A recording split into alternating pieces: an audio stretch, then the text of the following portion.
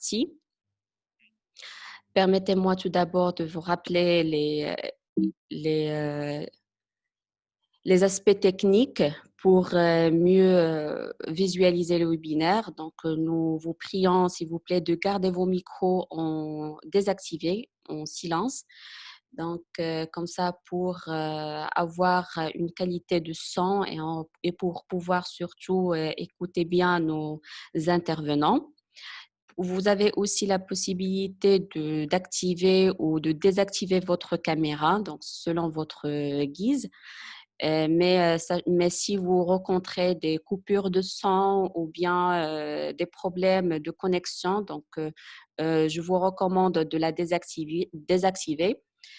Alors, pour la question de vos interventions, de vos commentaires, de vos questions, n'hésitez pas de les poser à travers l'onglet chat ou bien converser selon la version que vous avez. Donc, écrivez vos remarques, vos questions à travers cet onglet et par la suite, je vais les transmettre dans la session questions-réponses à nos intervenants. Alors aujourd'hui, comme on vient de dire, donc on va traiter la question de la RSE et les objectifs de développement durable dans le contexte marocain.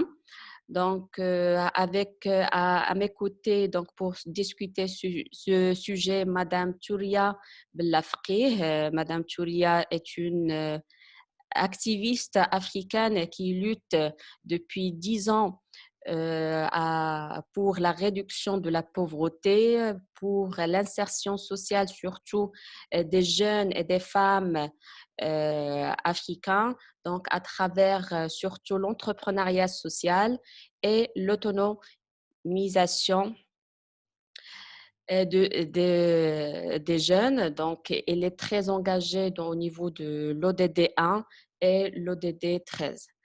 Alors, aujourd'hui, elle est fondatrice et consultante au niveau de son cabinet M People et il va partager avec nous son expérience et surtout sa contribution à l'agenda 2030.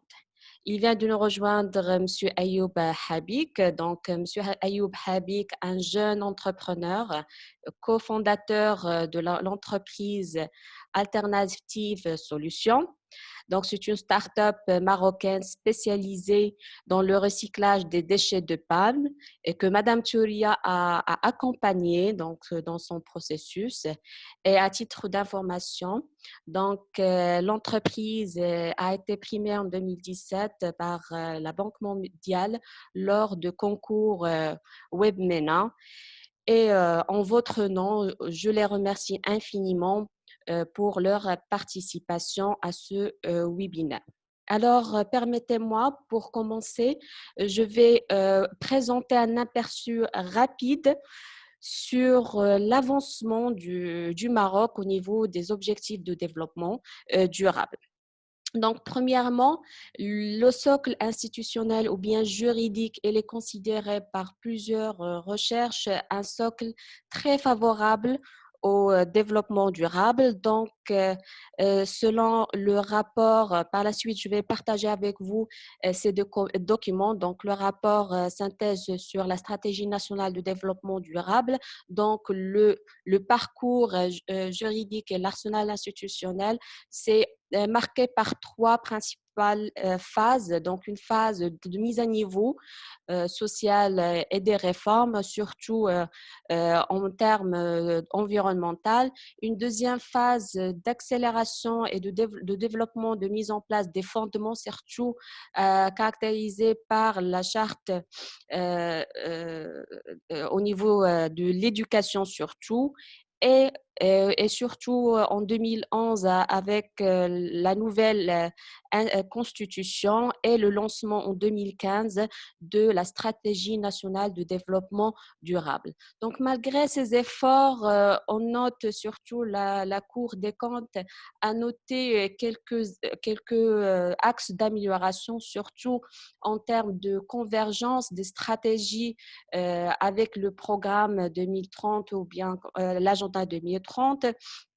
Aussi, il y a une certaine insuffisance en termes de la mise, donc dans l'attente de la mise en concordance de la stratégie avec le programme et surtout la question du système statistique national parce que sans les statistiques, on ne peut pas suivre d'une manière adéquate les ODD. Donc là, il faut un travail un peu conséquent dans ce sens, avec surtout face à des contraintes budgétaires à dépasser. Et à titre d'information, le Maroc, depuis en 2019, a signé avec l'ONU donc un programme dans ce sens pour renforcer ses capacités et son système statistique. Alors, s'agissant du secteur privé, les entreprises, qu'en est-il? Donc, il y a plusieurs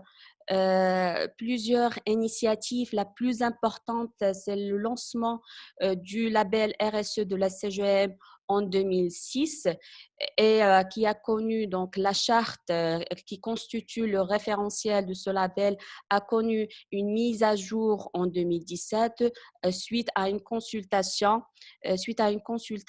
de l'examen national volontaire alors et qui a permis une révision de la charte. Il y a aussi, comme vous voyez ici, une plateforme spécialisée au suivi de développement durable et la semaine, le 6 octobre, donc le Haut Commissariat au plan a mis en ligne le rapport d'examen national volontaire de la mise en œuvre des objectifs du développement durable qui a été présenté lors de la dernière réunion des Unions des Nations Unies. Alors aussi, on trouve le Global Compact Network in Morocco, donc qui a été initié en 2018 par les grandes entreprises leaders, donc à savoir BMC Bank, Crédit Agricole, Banque Télécom, et qui encourage les entreprises à, à intégrer surtout le Global Compact. Donc, dans ce sens, on compte aujourd'hui une vingtaine de structures, d'organisations qui sont partenaires des participants, surtout actifs pour le Global Compact. Et comme vous voyez ici, que le dynamisme n'a commencé pratiquement qu'en 2013. Et la première structure qui a rejoint le Global Compact, c'est la CGM, la Confédération Générale des Entreprises du Maroc, en 2006. Mais comme vous voyez ici, le rythme n'est pas assez. Donc, vraiment, les entreprises qui sont actives maintenant plus de 4 ans sont un peu rares. Et dernièrement, on trouve 4 organisations qui ont rejoint le Global Compact. Donc, voilà d'une manière globale, rapide. Vous allez, donc, je vais partager avec vous l'ensemble des documents en ligne pour avoir une idée plus approfondie. Alors, on va passer maintenant à un domaine qui a été vraiment mis en valeur au niveau de rapport, qui est l'entrepreneuriat social, qui constitue un domaine très important à valoriser pour, bien sûr, contribuer efficacement à l'agenda 2030. Et je laisse la